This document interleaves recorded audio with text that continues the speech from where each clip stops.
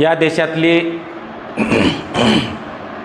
शोषित वंचित कष्टकरी माणूस सन्मानानं स्वाभिमानानं समानतेच्या पातळीवरती जगावा यासाठी ज्या ज्या महामानवांनी विचार दिला, कार्य केलं, त्यांच्या विचारांना कार्याला सर्वप्रथम अभिवादन करतो।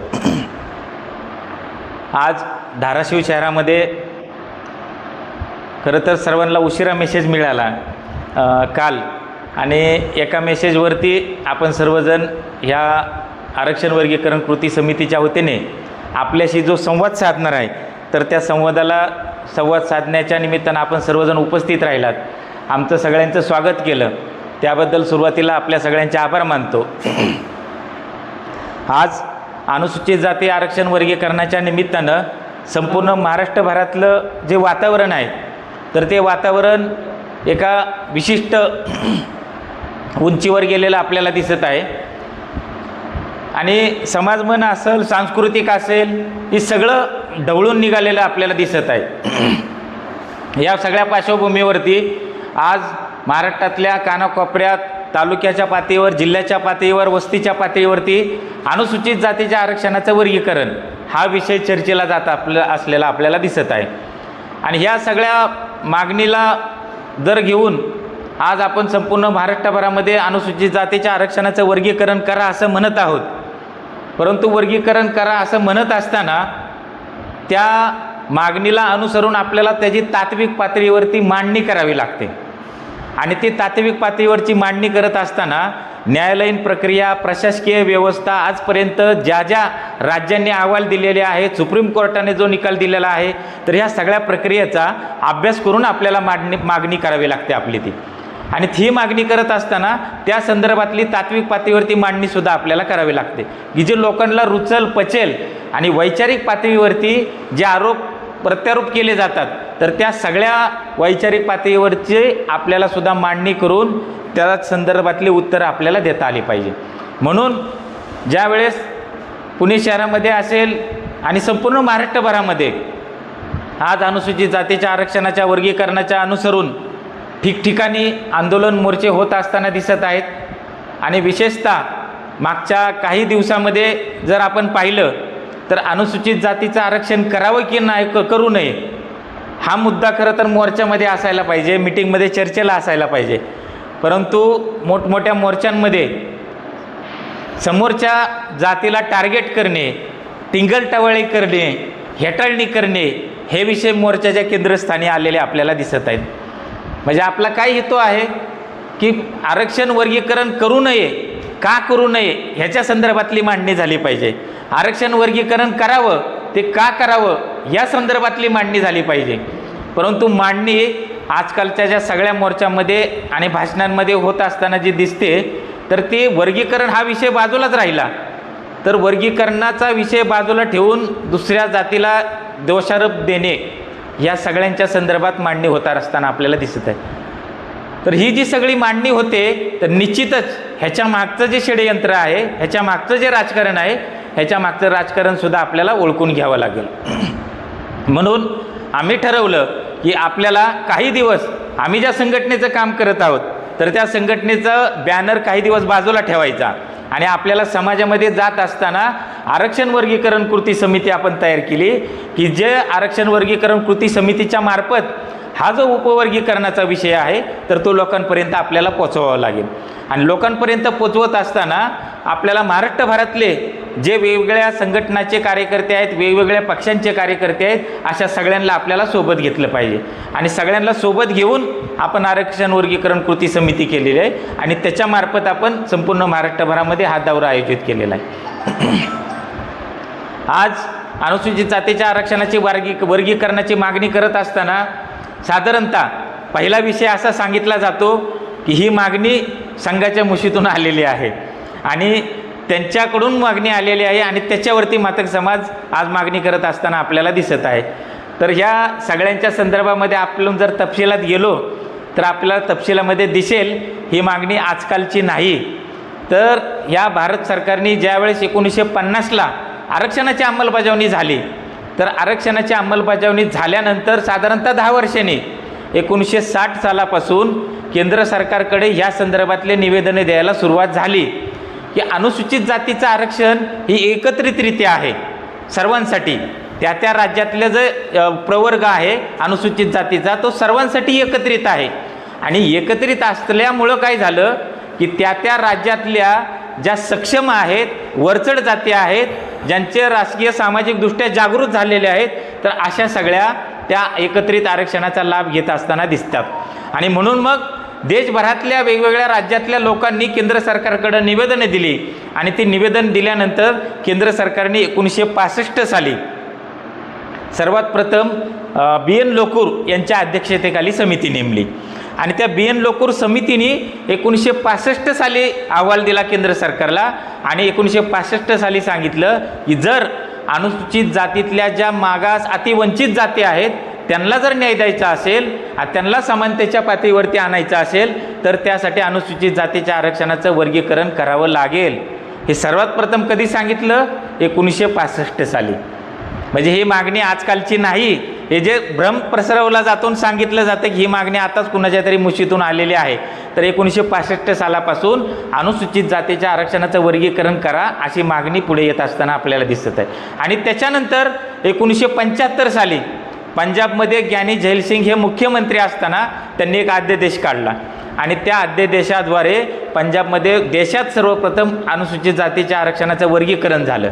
आणि त्याच्यानंतर पंजाब सरकारने जे वर्गीकरण केलं तर त्या 2 गटामध्ये केलेलं आपल्याला दिसतं. आणि त्या 2 गटामध्ये केल्यानंतर सर्वात प्रथम देशामध्ये पंजाब सरकार हे राज्य ठरलं की त्यांनी अनुसूचित जातीच्या आरक्षणाचं वर्गीकरण करणार. आणि त्या पंजाब सरकारचा आधार घेऊन, त्यांचा आदर्श घेऊन शेजारचं जे हरियाणा राज्य आहे त्या हरियाणा सरकारने सुद्धा आरक्षणाचं वर्गीकरण केलेलं आपल्याला दिसतं.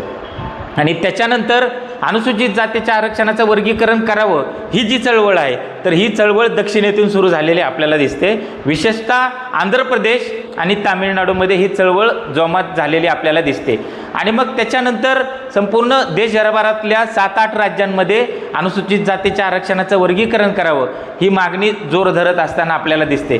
तामिळनाडूमध्ये झालं, त्याच्यानंतर आंध्रमध्ये झालं, कर्नाटक सरकारने सुद्धा त्या संदर्भातला आयोग नेमलेला होता. कर्नाटक सरकारने सुद्धा अहवाल त्या कर्नाटक सरकारला दिला.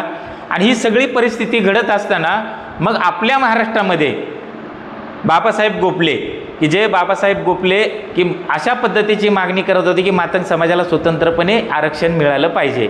एकत्रितरित्या त्यांना फारशा सैद्धांतिक पातळीवरती मांडणी करता येत नसेल, परंतु त्यांना हे जाणवत होतं की एकत्रितरित्या आरक्षण आहे, त्याच्यामुळं मातंग समाजासारख्या दुबळ्या जातींचा या ठिकाणी निभाव लागत नाही.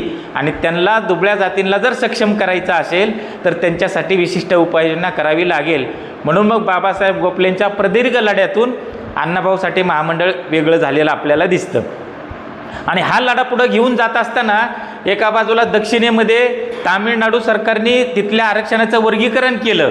तिथं एकूण 18% तामिळनाडू सरकारने जे अनुसूचित जाती आहे तर त्या अनुसूचित जातीतल्या वर्गीकरण केलं. आणि 3% तिथली अरुंधती यार म्हणून जात आहे तर तिथल्या अरुंधती यारसाठी 3% 18% मधलं एक सेपरेट रिझर्वेशन त्या ठिकाणी ठेवलेलं आपल्याला दिसतं. त्याच्यानंतर मंदाकृष्णा मादिगांच्या नेतृत्वाखाली आंध्रमध्ये प्रचंड मोठी चळवळ झाली. 5-5 लाख लोकांचे मोर्चे निघाले आणि आंध्र प्रदेश सरकारने त्या संदर्भातलं रामचंद्र राजू यांच्या अध्यक्षतेखाली आयोग नेमला. त्या आयोगाने सकारात्मक रिपोर्ट दिला आणि त्याच्यानंतर चंद्राबाबू नायडू यांनी आरक्षणाचं वर्गीकरण केलेलं आपल्याला दिसतं. हे सगळं करत असताना मग आंध्रमध्ये त्या आरक्षणाच्या संदर्भामध्ये तिथल्या मालांनी हायकोर्टामध्ये याचिका दाखल केली, सुप्रीम कोर्टामध्ये याचिका दाखल केली. आणि त्याच्यानंतर सुप्रीम कोर्टाच्या 2004 साली EB चेन्नैया वर्सेस आंध्र प्रदेश सरकार यांनी 2004 साली सुप्रीम कोर्टाच्या 5 जणांच्या जजमेंटने निकाल दिला की राज्य सरकारांना अनुसूचित जातीच्या आरक्षणात वर्गीकरण करण्याचा अधिकार नाही, असा 2004 साली निकाल दिला. आणि त्या 2004 सालच्या निकालामुळं हरियाणा, पंजाब, आंध्र ह्या तिन्ही राज्यातलं आरक्षण स्थगिती मिळाली. परंतु तामिळनाडू सरकारमध्ये आरक्षणाच्या त्या ठिकाणी स्थगिती मिळाली नाही. ते त्यावेळेसपासून चालू होतं आणि आजही चालू आहे.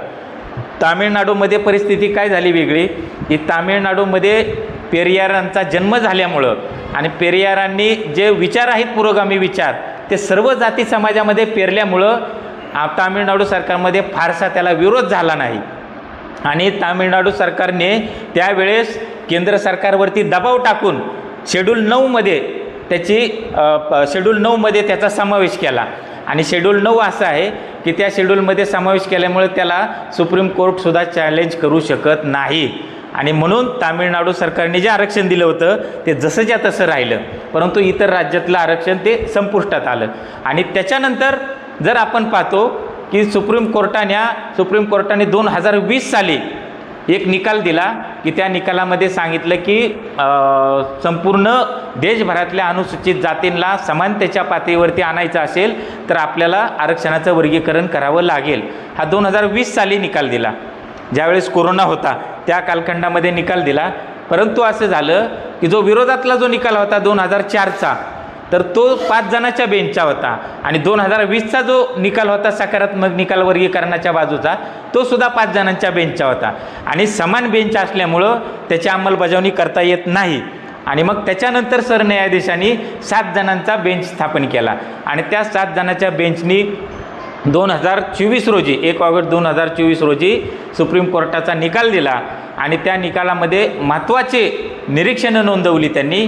आणि ते निरीक्षण नोंदवत असताना त्यांनी सांगितलं की हा देशातला जो अनुसूचित जातींचा जो समूह आहे तर तो समूह हा सर्वात महत्त्वाचं निरीक्षण म्हणजे तो एक जिन्सी नाही, हे महत्त्वाचं आहे. एक जिन्सी नाही असं सुप्रीम कोर्टाने त्याच्यामध्ये सांगितलं आणि एक जिन्सी नसल्यामुळं प्रत्येक जातीची भौतिक, सामाजिक, सांस्कृतिक परिस्थिती ही वेगवेगळी आहे आणि वेगवेगळ्या असल्यामुळं त्यांना जर ज्या एकत्रित आरक्षणाचा लाभ मिळालेला नाही आणि सर्वांना समान पातळीवरती आणायचं असेल तर आपल्याला त्याचं आरक्षणाचं वर्गीकरण करावं लागेल. एक जिन्सी नाही. आणि दुसरा महत्त्वाचा त्यांनी जो निरीक्षण नोंदवलेलं आहे की त्याच्यामध्ये की सुप्रीम कोर्टाने की अनुसूचित जातीच्या आरक्षणाचं वर्गीकरण करत असताना त्यांनी लोकसंख्या गृहीत धरावी असं कुठंही म्हटलेलं नाही आणि त्याच्यामुळे हे आपल्यासाठी फायदेशीर आहे सर्वांसाठी.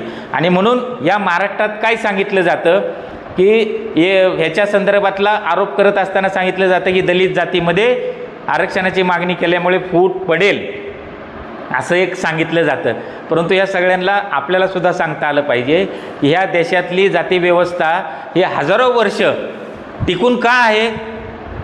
ती टिकून यासाठी आहे की तिची पाळंमुळं अत्यंत खोलवर रुजलेली आहेत आणि प्रत्येक जातीचं सांस्कृतिक, सामाजिक, भौतिक परिस्थिती ही वेगवेगळी आहे. ती एक जिन्सी अजिबात नाही आणि ती जर एक जिन्सी असती तर ती कधीच जाती व्यवस्था संपुष्टात आली असती, एवढी सहजसोपी असती. तर ती टिकून का आहे तर ती एक जिन्सी नाही म्हणून ती टिकून आहे. म्हणून आज असं सांगितलं जातं की अनुसूचित जातीमध्ये फूट पडेल तर ते सगळं खोटं आहे.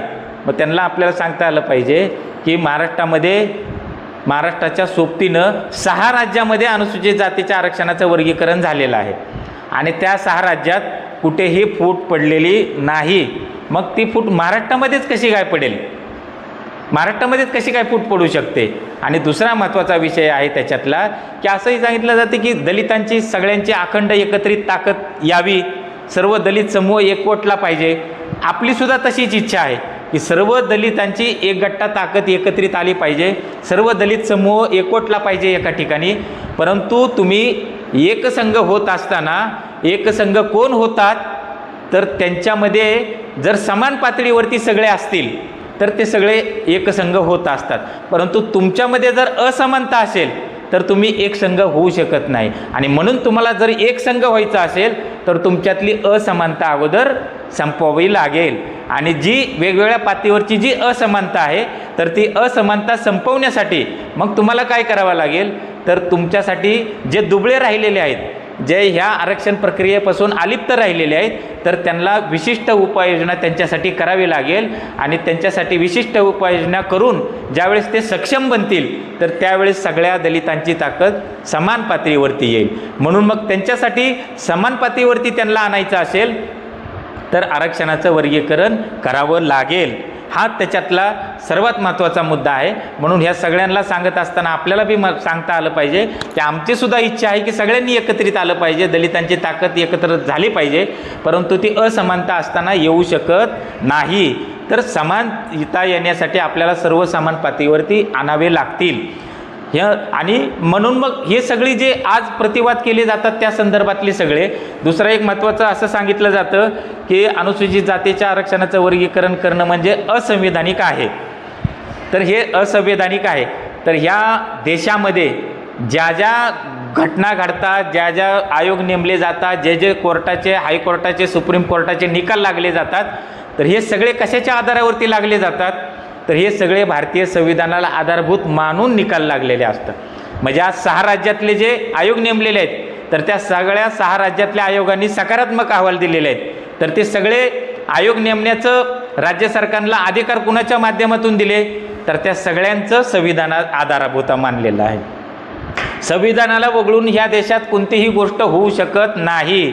सुप्रीम कोर्ट असेल, न्यायपालिका असेल, कार्यपालिका असेल, ही सगळी जे खांब आहेत लोकशाहीचे, तर हे सगळे खांब कशावरती चालतात? तर ते भारतीय संविधानाला प्रमाणभूत मानून चालतात. आणि मग भारतीय संविधानाला प्रमाणभूत मानूनच ह्या सगळ्या गोष्टी घडलेल्या आहेत. म्हणून मग आपल्याला सांगता आलं पाहिजे की 6 राज्यांचे निकाल असतील, केंद्र सरकारने नेमलेला उषा मेहरा कमिशन असेल की ज्या उषा मेहरा कमिशनने सुद्धा सकारात्मक अहवाल दिला होता, आणि त्याच्यानंतर सुप्रीम कोर्टाचे लागलेले 2 निकाल, 6 राज्यांचे अहवाल, सुप्रीम कोर्टाचे 2 निकाल, केंद्र सरकारचा अहवाल, ही जी सगळी प्रक्रिया काय सांगते की अनुसूचित जातीच्या आरक्षणाचं वर्गीकरण झालं पाहिजे. मग ही सगळी प्रक्रिया कशाच्या आधारे निकाल दिलेला आहे? तर ते भारतीय संविधानाच्या आधारेने दिले. म्हणून मग हे कसं काय असंविधानिक असू शकतं? तर संविधानाला प्रमाणभूत मानून हे सगळ्या गोष्टी घडलेल्या आहेत.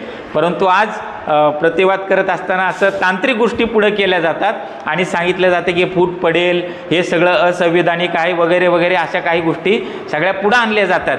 तर ह्या सगळ्यांचा आपल्याला सांगता आलं पाहिजे, आम्ही जी मागणी करतोय की आम्ही मागणी असे नाही करत की कुणाचं तरी कमी करावं, कुणाला तरी वाढवून द्यावं, अशी अजिबात मागणी नाही. आणि दुसरं असंही सांगितलं जातं की 341 कलम जे आहे तर त्या 341 कलमाला कुठेतरी धक्का पोचेल. तर आपलं असंच म्हणणं आहे की 341 कलम आपल्याला सुद्धा माहीत आहे. 341 कलम म्हणजे अनुसूचित जातीचा, त्याच्यामध्ये कुणाला समाविष्ट करायचं आणि कुणाला बाहेर काढायचं, ह्याच्या संदर्भातलं 341 कलम आहे. आणि आपलं काय म्हणणं आहे? आपलं असं म्हणणं आहे का की कोणाला तरी नवीन जात समाविष्ट करा किंवा नवीन जातीला कुणाला, जुन्या जातीला कुणाला तरी बाहेर काढा? वर्गीकरण म्हणजे काय की हे हॉल आहे, हे हॉल म्हणजे 341 कलम आहे. तर ह्या 341 कलमाचं असं म्हणणं आहे की हे जे 4 खुर्च्या आहेत लाभाच्या खुर्च्या, तर त्या 4 लाभाच्या खुर्च्यावरती आम्ही 4 जणच बसलो आहे. तुम्हाला कधीतरी संधी मिळाली पाहिजे ना, तुम्हाला कधीतरी संधी मिळाली पाहिजे या लाभाच्या खुर्च्यावरती बसण्यासाठी. तर आपलं हे म्हणणं आहे. आपलं काय म्हणणं नाही की 341 कलमाला कुठेतरी धक्का पोचावा किंवा धक्का पोचेल. ते सुद्धा खोटेपणे सांगितलं जातं की 341 कलमाला काहीतरी धक्का बसेल. 341 कलमाला अजिबात ह्या वर्गीकरणाच्या निमित्तानं कोणत्याही पद्धतीचा धक्का बसणार नाही. म्हणून आपल्या सर्वांना ह्या सगळ्या ज्या गोष्टी आहेत की आपण अनुसूचित जातीच्या आरक्षणाचं वर्गीकरण करा म्हणतोय, म्हणजे आज काय झालं होतं की ज्यावेळेस डॉक्टर बाबासाहेब आंबेडकरांचा आणि इथल्या जे उच्च जातीय होते त्या उच्च जातीय असणाऱ्यांचा जो डिबेट झाला, तर तो डिबेट झाला आणि त्यावेळेस जे आर्ग्युमेंट केले जातात तर ते सेम आर्ग्युमेंट आज होताना आपल्याला दिसत आहेत. म्हणून काय जाय, त्यावेळेस बाबासाहेबांनी ज्यावेळेस आरक्षणाची मांडणी करत होते त्यावेळेस इथल्या उच्च जातीय काय म्हणले की हिंदू समाजामध्ये फूट पडेल. बरं, फूट पडली का? फूट पडलीच नाही ना, कारण तो एक संघ नाहीच ना, आणि फूट पडली नाही. परंतु आरक्षणामुळे या देशातला आपल्यासारखा शोषित, वंचित, गरीब, दरिद्रेत जगणारा जो माणूस आहे, कष्टकरी माणूस आहे, तर ती सगळी माणसं आज आरक्षणाच्या प्रक्रियेमुळे स्वाभिमानी सन्मानाचं जीवन जगताना असताना दिसतं. आणि नेमकं आज तेच आर्ग्युमेंट केलं जातं की दलित जातीमध्ये फूट पडेल. तर फूट अजिबात पडणार नाही. मग आपल्याला सुद्धा सांगता आलं पाहिजे की जे आरक्षणाची प्रक्रिया ज्या शाहू महाराजांपासून सुरू झाली, तर शाहू महाराजांचा आणि जो अभ्यंकर वकिलाचा जो डिबेट होता, तो डिबेट काय होता की सक्षम घोडा आणि दुबळा घोडा जर एकत्रितरित्या सर्वांसाठी जर चारा ठेवला तर पळत पळत जाऊन चारा फस्त करण्याची क्षमता ही सशक्त घोड्यामध्ये आहे आणि दुबळा घोडा त्या ठिकाणीच राहतो. तर दुबळ्या घोड्याला सुद्धा आपल्याला सक्षम बनवायचं असेल तर त्याच्यासाठी विशिष्ट चारा त्यातला घेऊन त्याच्याजवळ नेऊन द्यावा लागेल. त्याला जर जगवायचं असेल, त्याला जर सक्षम बनवायचं असेल तर मग ही एकूण आरक्षणाच्या संदर्भातलं तात्विक अधिष्ठान त्यावेळेस सांगितलं गेलं आणि बोललं गेलं. मग आपलं म्हणणं आहे की हाच तात्विक आधार ह्या अनुसूचित जातीच्या आरक्षणाच्या संदर्भात सुद्धा लागू केला पाहिजे. आणि अनुसूचित जातीतले जे दुबळे आहेत, की जे वंचित राहिलेले आहेत, जे अतिमागास आहेत, तर त्यांनासुद्धा आरक्षणाच्या प्रक्रियेचा लाभ जर मिळवायचा असेल तर त्यांच्यासाठी विशिष्ट उपाययोजना करावी लागेल.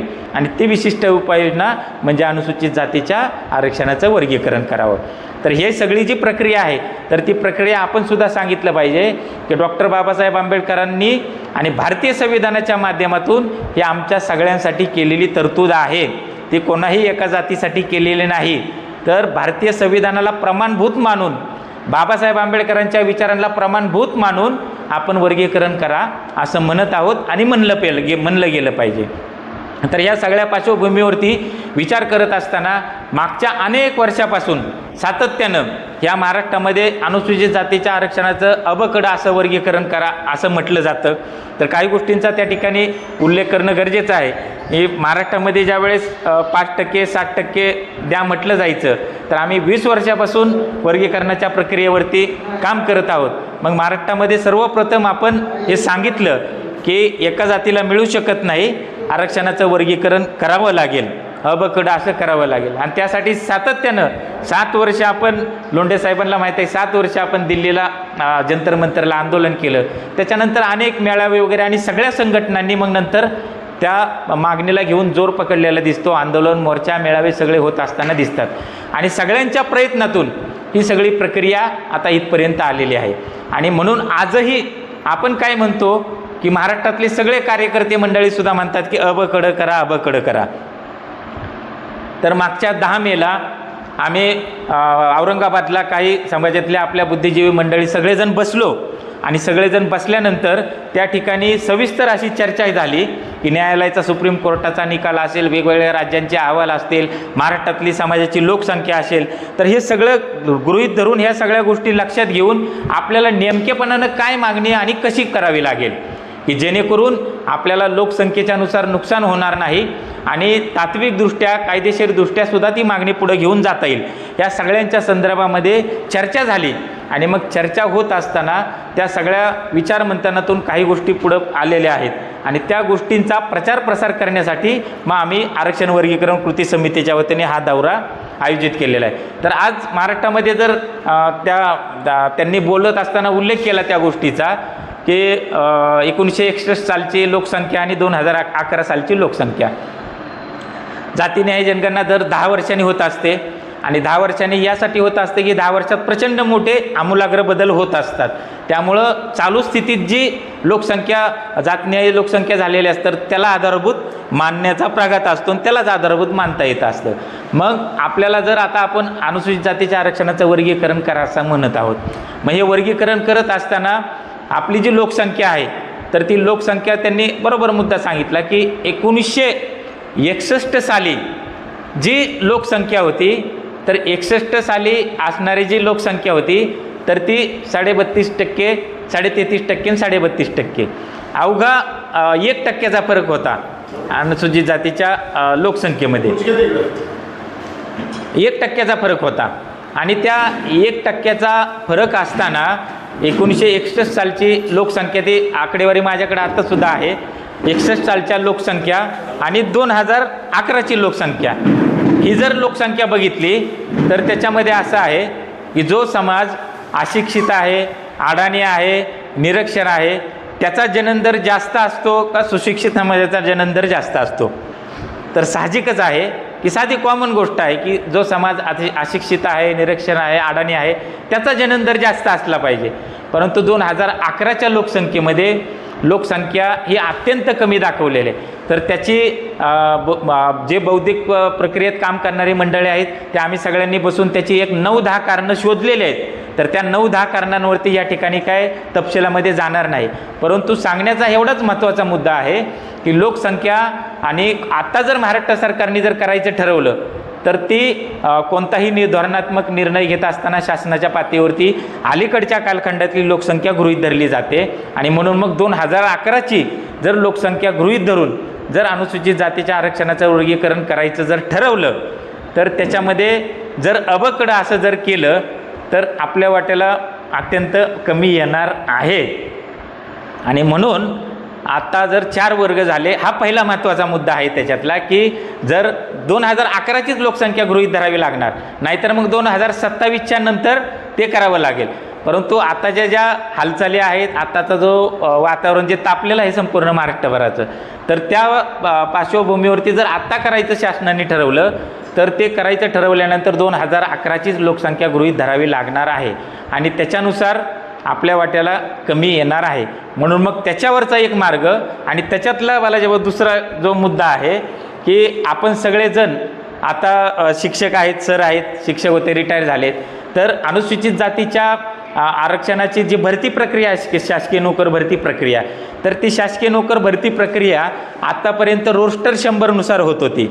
रोस्टर 100 म्हणजे काय की बिंदू नामावली असते आणि त्या बिंदू नामावलीमध्ये पूर्वी कसं होतं की त्याच्यामध्ये अनुसूचित जाती, अनुसूचित जमाती, ओबीसी आणि ओपन अशा पद्धतीची नोकर भरती केली जायची. परंतु सध्याच्या सरकारने ह्या सगळ्या रोस्टरमध्ये प्रचंड मोठ्या प्रमाणात बदल केलेला आहे आणि रोस्टर 200 नवीन आणलेला आहे आणि ते पूर्ण उलटं केलं आहे. उलटं केलं आहे म्हणजे आता सर्वात पहिली जागा निघाल्यानंतर ती ओपनला जाणार, नंतर ती ओबीसीला जाणार, नंतर एसटीला जाणार, नंतर एससीला जाणार. म्हणजे आपला क्रमांक कितव्या क्रमांकावरती आहे? 7व्या क्रमांकावरती आहे. आणि मग एका आता अशी परिस्थिती झाली की शासकीय जागा ज्या आहेत त्या कमी राहिलेल्या आहेत आणि म्हणून मग एखाद्या छोट्या संस्थेत म्हणजे बल्कमध्ये आपल्याला फायदा होऊ शकतो. म्हणजे शिक्षकांची भरती निघाले हजारोंची, काय हजारांची, पोलिसांची भरती निघाले काय हजारोंची, तर त्याच्यामध्ये फायदा होऊ शकतो. परंतु दुसऱ्या ज्या जागा आहेत तर त्या दुसऱ्या जागा निघाल्यानंतर आता असं आहे की ज्या छोट्या छोट्या संस्था असतात तर त्या संस्थांमध्ये अवघ्या 1 किंवा 2 जागा निघतात अनुसूचित जातीसाठी आणि मग त्या ज्या निघालेल्या जागा आहेत तर त्या जागा निघाल्यानंतर जो 7व्या क्रमांकावरती आहे तर त्याला जर 1 जागा निघाली तर आपल्यामध्ये जर 4 वर्ग झाले तर 7व्या क्रमांकावरचा रिटायर झाल्यानंतर 8व्या क्रमांकावरती येणार आहे आणि त्याच्यानंतर 9व्या क्रमांकावरती असेल. तर ही साखळी किती प्रचंड मोठी असणार आहे आणि म्हणून आत्ताचं जे रोस्टर बदललेलं आहे तर ते बदललेलं रोस्टरचा सुद्धा आपण जाहीर निषेध केला पाहिजे की ते आपण समजून घेतलं पाहिजे मागणी करत असताना. म्हणून मग आपलं म्हणणं आहे की आता जे रोस्टर आहे तर ते रोस्टरमध्ये आपण सगळ्यांचाच विचार करतो आहे अनुसूचित जातीचा, तर सगळ्या अनुसूचित जातीच्या रोस्टरमुळं सगळ्यांना नुकसान होऊ नये म्हणून मग एक लोकसंख्या मुद्दा आणि दुसऱ्या बाजूला रोस्टरचा मुद्दा, तर हे दोन्ही मुद्दे लक्षात घेत असताना मग त्याच्यातला मध्यम मार्ग काय आहे तर त्याच्यातला मध्यम मार्ग आहे की हरियाणा सरकारने ज्या पद्धतीनं आरक्षणाचं वर्गीकरण केलेलं आहे तर त्या पद्धतीची मागणी घेऊन आपण सगळ्यांनी ती मागणी घेऊन पुढे आलं पाहिजे. आणि ही मागणी घेत असताना ही मागणी आज आपण प्रत्येकजण आपापल्या पक्ष, संघटना, सगळ्यांच्या प्रतिष्ठान असेल सगळ्यांच्या माध्यमातून काम करतोय. आम्ही बी ठरवलं की 4-5 महिने संघटना बाजूला ठेवायची आणि आपल्याला हा जो विषय आहे तो लोकांपर्यंत पोचवला पाहिजे. आपल्याला सुद्धा सैद्धांतिकदृष्ट्या मांडणी करता आली पाहिजे, मागणी करता आली पाहिजे आणि आपल्या मागणीला कुणीतरी तांत्रिक पद्धतीने हिनवलं नाही गेलं पाहिजे, त्याच्यातले दोष नाही दाखवले गेले पाहिजे. म्हणून एकमुखी मागणी सगळ्यांची झाली पाहिजे. तर ती एकमुखी मागणी कशी असली पाहिजे की हरियाणा सरकारने ज्या पद्धतीनं आरक्षणाचं वर्गीकरण केलेलं आहे की त्यांनी 2च वर्ग केलेले आहे, एक लाभधारक जातींचा आणि दुसरा लाभवंचित जातींचा. तर अशा 2 पद्धतीनं महाराष्ट्र सरकारने सुद्धा अनुसूचित जातीच्या आरक्षणाचं वर्गीकरण करत असताना लाभधारक जाती आणि लाभवंचित जाती अशा 2 गटामध्येच करावं. तर ही मागणी आपण वेगवेगळ्या पक्ष संघटनांच्या माध्यमातून घेतली पाहिजे. आज आम्ही आपल्या समाजातले जे सगळे नेते आहेत सगळ्या नेत्यांची ह्या हरियाणा पॅटर्नच्या अनुषंगाने आम्ही चर्चा करत आहोत. विष्णू भाऊंना सुद्धा सांगितलं, कैलास भाऊंची सुद्धा बोलणं झालं आहे आणि सगळ्यांशीच चर्चा चालू आहे की सगळ्यांनीच आपापल्या पद्धतीनं जे लढतायत किंवा कृती समिती असेल, सकल मातक समाज म्हणून असेल, सगळ्यांनी या मागणीपर्यंत यावं आणि ही मागणी जर आपण केली, आपल्या सगळ्यांची जर एकमुखी मागणी झाली तर कदाचित महाराष्ट्र सरकार हरियाणा पॅटर्नवरती वर्गीकरण करायला राजी होणार आहे आणि त्याच्यामध्ये एकूण अनुसूचित जातीचं सुद्धा नुकसान होणार नाही आणि आपल्याला सुद्धा लाभ होणार आहे त्याच्यामध्ये. आणि सर्वात महत्त्वाचं म्हणजे सुप्रीम कोर्टाचा जो निकाल आहे तो निकाल ह्याला आधारभूत ह्यासाठी आपल्याला मानता येईल की सुप्रीम कोर्टाने काय सांगितलेलं आहे की त्यांनी लोकसंख्या हा मुद्दा गृहीत धरलेला नाही, तर त्यांनी काय झालेलं आहे की सर्वात जास्त शोषित जो आहे, सर्वात जास्त वंचित जो आहे, तर त्याला लाभाच्या प्रक्रियेमध्ये अग्रक्रम दिला पाहिजे. म्हणजे लोकसंख्येचा मुद्दा या ठिकाणी कुठेही गृहीत धरलेला नाही. म्हणून आपलं म्हणणं आहे की लाभधारक आणि लाभवंचित असं करा. आणि त्याच्यामध्ये पुन्हा कसं असतं की लाभवंचित जे आहेत तर त्या लाभवंचितांमध्ये आपली जी लोकसंख्या आहे तर आपल्यासोबत इतर जे लाभवंचित आहेत तर ते इतर लाभवंचितसुद्धा आपल्या गटामध्ये सहभागी होणार आहेत. त्याच्यामुळं कदाचित आपली जर 3% असेल तर 3% प्लस 1-1.5-2% आपल्यासोबत असणार आहेत. म्हणजे जे दुबळे आहेत तर त्या दुबळ्यांची स्पर्धा आपली लाभवंचित गटामध्ये असणार आहे. आणि म्हणून मग आपला लाभधारक ह्याच्यामध्ये निभाव लागत नाही ना, म्हणून लाभवंचितांमध्ये आपला निभाव लागावा यासाठी सुप्रीम कोर्टाच्या निकालाला आपण आधारभूत मानून यापुढं सर्वांनीच निवेदन देत असताना, मोर्चा काढत असताना, चर्चा करत असताना सगळीकडं हीच मागणी केली पाहिजे की हरियाणा पॅटर्नप्रमाणे महाराष्ट्र सरकारने अनुसूचित जातीच्या आरक्षणाचं वर्गीकरण करावं. तर ही मागणी घेऊन आपण सर्वांनी संपूर्ण महाराष्ट्रभर अनुसूचित जातीच्या आरक्षणाचा वर्गीकरणाचा लढा पुढं घेऊन जावा एवढी विनंती आवाहन करण्याच्या निमित्तानं आम्ही आज आलेलो आहोत धाराशिव शहरामध्ये. आणि पहिला टप्पा जो आम्ही ठरवला आहे 12 जिल्ह्याचा, तर त्या 12 जिल्ह्यामध्ये जाऊन पत्रकार परिषद घ्यायची, पत्रकारांच्या माध्यमातून लोकांपर्यंत पोचवायचं, कार्यकर्त्यांच्या मिटिंगा घ्यायच्या, कार्यकर्त्यांपर्यंत हा मुद्दा पोचवायचं. तर या मुद्द्याच्या अनुषंगानं तुम्ही सर्वजण उपस्थित राहिलात आणि खरं तर तुम्हा सर्वांना मेसेज द्यायला थोडासा उशीर झाला तरीसुद्धा सर्वजण या ठिकाणी एका मेसेजवरती आलात, माझ्यासारख्या चळवळीतल्या कार्यकर्त्यांचं म्हणणं ऐकून घेतलं, त्याबद्दल आपल्या सगळ्यांचे या ठिकाणी आभार मानतो आणि थांबतो. जय भीम, जय लवजी.